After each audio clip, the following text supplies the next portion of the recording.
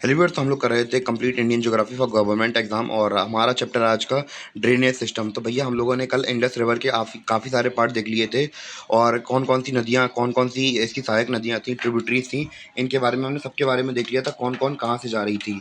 और आज हम बात करेंगे उसी के बारे में कि आगे से क्या हुआ, उस लेक्चर के आगे कौन कौन सी नदियाँ के बारे में और कुछ फैक्ट के बारे में जानेंगे इस चैप्टर के अंदर। तो स्टार्ट करते हैं अपना चैप्टर। तो कल हमने देख लिया था कि भैया हमारी जो इंडस रिवर थी वो कहाँ से जा रही थी, सतलज थी वो कहाँ से जा रही थी। तो जो हमारी इंडस रिवर थी वो कहाँ से निकली थी भैया, मानसरोवर लेक के पास से, कैलाश पर्वत के पास से निकली थी और ये आखिरी चिलास पॉइंट इंडिया का आखिरी पॉइंट था। इसके बाद वो पाकिस्तान में चली आके और अरेबियन सी में डूब जाती है। फिर हमने देखा था सतलज के बारे में।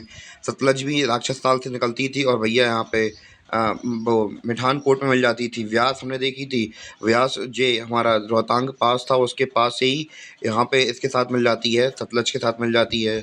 और हरिका के पास हमने देखा था, हरिका में मिल जाती थी भैया, हरिका पॉइंट था। और यहाँ से ही क्या बनता है, इंदिरा गांधी कैनल बनता है जो कि राजस्थान में जाता है। फिर इसके बाद हमने देखा था रावी के बाद हमने देखा था ब्यास के बाद देखी थी रावी। रावी भैया यहाँ से निकलती है इसी रोहतांग पास के ऊपर से, बस उसके पास से ऊपर से निकलती है और इसकी चिनाब में साथ मिल जाती है। फिर इसके बाद तुमने चिनाब देखा था, फिर चिनाब के बाद हमने देखी थी क्या, झेलम देखी थी। झेलम यहाँ से निकलती थी शेषनाग झील से निकलती थी। फिर उसके बाद वुलर लेक में मिल जाती थी। फिर वुलर लेक से निकलने के बाद फिर जाती थी किसमें, चेनाब में मिक्स हो जाती थी। तो फिर भैया हमने इतना देख लिया था।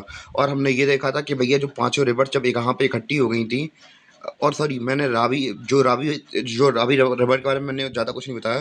भैया रावी रिवर जहाँ पे मिलती है किससे, चिनाब से, तो भैया उसे बोलते हैं, पाकिस्तान में मिलती है और इसे मुजफ्फरगढ़ बोलते हैं। मैंने नाम नहीं बताया, सॉरी उसके लिए। और झेलम था, झेलम मिलती थी तिरमू से, तिरमू से मिलती है कौन, हमारी झेलम रिवर। और हरिका तो हमने बता दी थी, व्यास की थी। तो भैया और जब ये पांचों रिवर इकट्ठी हो जाती हैं और फिर जब पांच रिवर कहाँ पे आके मिलती हैं, ये वाले एरिया पे मिलती हैं, इस वाले एरिया पे जहाँ पे मार्क कर रहा हूँ। और यहाँ से जब वो किससे, मिठान कोट पे मिलती हैं। तो अब जब यहाँ से जो यूएस दिख रहा होगा आपको, यहाँ पे मैं पॉइंट कर रहा हूँ, यहाँ से लेकर मिठान कोट तक के बीच का जो रास्ता है, तब इन्हें क्या कहते हैं, इन नदियों को तब इन्हें कहते हैं पंचनंद कहते हैं, यानी कि पांच नदियों का समूह बन चुकी होती हैं। क्योंकि इसमें सतलज हम लोग देख रहे हैं, ब्यास, रावी, चिनाब, झेलम, पांच रिवर मिल चुकी हैं, तो इसलिए पंचनंद कहते हैं। तो इतना वीडियो हम लोगों ने कल कल कल मतलब कल के लेक्चर में देख लिया था। और आज बात करेंगे आगे के लेक्चर के बारे में। और बस हमारा थोड़ा ही है, ज़्यादा कुछ है नहीं इस चैप्टर के अंदर। तो भैया आप हम लोग बात करेंगे कि हमसे एग्जाम्स वगैरह में क्या पूछ लिए जाते हैं, इनके जो एंशियंट नाम होते हैं, यानी कि इनके जिक्र वेदों वगैरह में है, तो इस वजह से इनके एंशियंट नाम पूछ लिए जाते हैं। तो भैया हम लोग क्या करेंगे, एक यहाँ पे लिस्ट बनाएंगे जो कि अभी नाम है और जो पुराने नाम है। तो अभी हम लोग बात करें सिंधु का नाम, इंदस का नाम क्या है, पहले भी इसका नाम सिंधु ही था। और हम लोग बात करें झेलम, झेलम का पुराना नाम क्या था, इसका नाम वित्स्ता था। तो झेलम का देखा हमने वितस्ता। फिर हम लोग बात करेंगे चिनाब के बारे में। चिनाब का पुराना एंशियंट नाम है अस्कनी। फिर हम लोग बात करेंगे रावी का, रावी का पुराना नाम है पुरुषनी, पुरुषनी। और हम लोग बात करें ब्यास का पुराना नाम है बिपाशा, बिपाशा। और छठवें की बात करें सतलज, इसका है शतुद्री, शतुद्री, शतुद्री। सिंधु का सिंधु, झेलम का वितस्ता, और चिनाब का अस्कनी, रवि का पुरुषनी, और ब्यास का बिपाशा, शतुलज का शतुर्धी। तो नाम थोड़े अटपटे ज़रूर लग रहे हैं आप लोगों को सुनने में, पर आपको याद तो करना ही पड़ेगा। बार बार नाम लीजिए, बार बार रिपीट करिए, तो अपने आप नाम याद हो जाएंगे। अब भैया हमने इनके पुराने नाम देख लिए। अब भैया हम लोग बात करेंगे इनसे सबसे लंबी नदी कौन सी है और सबसे छोटी नदी कौन सी है, यानी कि सॉर्ट आउट कर देंगे कौन सी सबसे लंबी और कौन सी छोटी है। सबसे सबसे पहले यहाँ पे हमने लिस्ट बना ली है, तो आप अगर नोट बनानी तो बना लीजिए।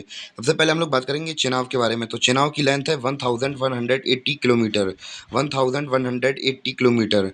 एस से सतलज, सतलज की लेंथ कितनी है, 1050 किलोमीटर है, 1050 किलोमीटर। आर से रावी, तो भैया रावी की डिस्टेंस कितनी है, 725 किलोमीटर। और जे से झेलम, झेलम की कितनी है, 720 किलोमीटर। बी से ब्यास, और ब्यास की सबसे कम है तो 470 किलोमीटर है। तो भैया हमने देखा कि भैया लॉन्गेस्ट टू शॉर्टेस्ट देख लिया हमने कि भैया इनकी कैसे लिस्ट बनती है। तो भैया सबसे बड़ी थी हमारी चिनाब और सबसे छोटी थी ब्यास। तो इतना क्लियर हुआ कि नहीं हुआ आप लोगों को। अब भैया हम लोग बात करेंगे इंडस वाटर ट्रीटी के बारे में, जो कि अभी ये ब्रीच हो चुकी है भैया इंडिया के अंदर। आज के समय की बता रहा हूँ मैं कि भैया आज युद्ध होने वाले हैं, ऐसा लगने को देखने को मिल रहा है कि भैया जो पहलगांव अटैक हो चुका है, पहलगांव के अटैक के पीछे जो इंडियन गवर्नमेंट है उन्होंने बंद कर दिया है क्या, इंडस वाटर ट्रीटी तोड़ दी है। और उन्होंने कहा कि भैया अब युद्ध होगा, अब ये वाला सीन चल रहा है, अभी की बात कर रहा हूँ। तो भैया इसकी बात करते हैं कि भैया ये कब स्टार्ट हुई थी। तो ये हम लोग बात करें कि हमारा देश कब आज़ाद हुआ था। 15 अगस्त 1947 को आज़ाद हुआ था। और 17 तारीख को बॉर्डर की डिमार्केशन हुई थी, ये बंटवारा वगैरह हुआ, सीमा वगैरह बनाई गई थी भैया, पार्टीशन हो रहा था भैया, बराबर सब चीज़ें मिलनी थी।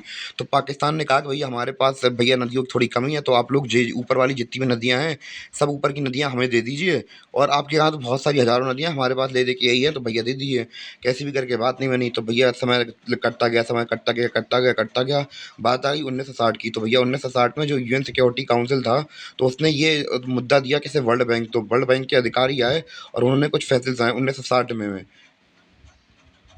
तो अंकल जी आए वर्ल्ड बैंक से, अंकल जी ने क्या फैसला निकाला, वो अंकल जी ने, तो भैया अंकल जी आए तो उन्होंने कहा कि भैया ये ऊपर की आपको ये जा रही हैं, ये कौन सी, इंडस, झेलम और चिनाब, तो भैया ये हैं वेस्टर्न रिवर्स। तो भैया इसमें से 80% पानी इस्तेमाल करेगा पाकिस्तान और 20% करेगा इंडिया। ठीक है भैया, इन्होंने कह दिया। और भैया ईस्ट में आओ, रवि, ब्यास और सतलज, और छोटी छोटी नदियां हैं भैया ये।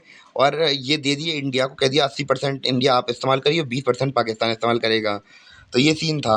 और ये समझौता कब हुआ था, ये ट्रीटी, इंडस वाटर ट्रीटी कब साइन हुई थी, ये हुई थी 19 सितंबर 1960 को। किसके बीच में, जनरल अयूब खान के बीच में और पंडित जवाहरलाल नेहरू के बीच में। इतना क्लियर हुआ कि नहीं हुआ भैया, तो ऐसे डिमार्केशन हुआ था। और आज के समय की बात है, आज बात चल रही है कि हाँ ये टूटी टूटने वाली है, क्योंकि पहलगांव में टेररिस्ट अटैक हो चुका है। तो भैया बहुत प्रॉब्लम्स लग रही हैं, अब तो कुछ होने वाला है, अब तो ऐसा लग रहा है।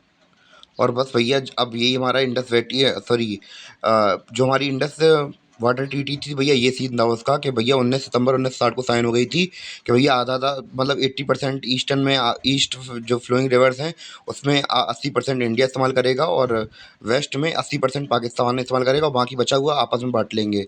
मतलब इसमें 20% पाकिस्तान कर लेगा और 20% इंडिया कर लेगा भैया। पर अगर असली बात की जाए तो भैया जो इंडिया है इसका 13% इस्तेमाल कर पाता है, और इसका 67% इस्तेमाल कर पाता है। तो भैया जब भी वॉर वगैरह होती है इंडिया और पाकिस्तान के बीच में, तो ये यही बात हो जाती है कि भैया हम आपका पानी बंद कर देंगे, तो ये वाला सीन रहता है। और इस प्रकार हमने अपनी हमारी इंडस रिवर पूरी कंप्लीट हो गई है। और हमने पढ़ा क्या क्या, हम लोग को देखते हैं भैया, हमने डिस्टेंस देखी, रिवर्स की डिस्टेंस देखी, कौन सबसे लंबी है, कौन सबसे शॉर्टेस्ट है। फिर हमने जो इंडस वाटर ट्रीटी थी वो देख ली थी, और एंशियंट नाम देख लिए, तो भैया इतना हमारा क्लियर हो गया था।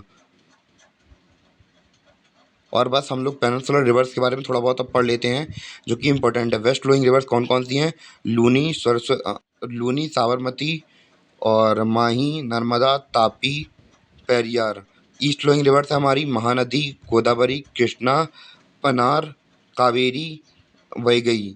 तो भैया इतना क्लियर हुआ आपको, तो पेनिनसुलर रिवर की कौन कौन सी रिवर कहाँ कहाँ बहती हैं।